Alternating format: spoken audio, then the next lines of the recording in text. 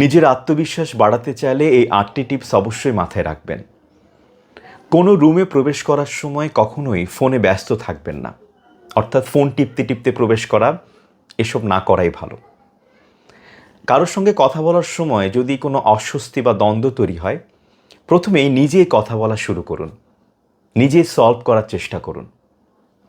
অন্য যে কোনো মানুষের চেয়ে আপনি নিজে আগে, নিজেকে সবসময় প্রায়োরিটি দিন। অন্যরা হয়তো বা একে স্বার্থপরতা বলতে পারে, কিন্তু এটা আসলে নিজেকে ভালোবাসার একটা অংশ। কথা বলার সময় সুন্দরভাবে হাত নাড়াচাড়া করতে ভয় পাবেন না, কারণ এটি দারুণ একটি বডি ল্যাঙ্গুয়েজ। চোখে চোখ রেখে কথা বলুন এবং খুব দ্রুত দৃষ্টি সরিয়ে নেবেন না। এটি আপনার উপস্থিতি এবং ক্ষমতাকে প্রকাশ করে। কথা বলার যে স্বাভাবিক গতি আপনি সবসময় মেনটেন করেন, সেটার চেয়ে আরেকটু ধীরে কথা বলেন, কারণ দ্রুত কথা বলাকে অস্থিরতা মনে করা হয়, আর ধীরস্থিরভাবে কথা বলা হলো আত্মবিশ্বাসের পরিচায়ক।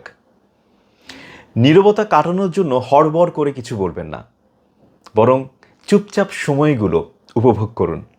আত্মবিশ্বাস মানেই শান্ত থাকা, তাড়াহুড়ো করা নয়। এমনভাবে পোশাক পরুন যেন আপনি নিজেকে শ্রদ্ধা করেন। এমনকি কেউ যদি আপনাকে নাও দেখে, তবুও সবসময় নিজেকে পরিপাটি এবং সুন্দর রাখার চেষ্টা করুন।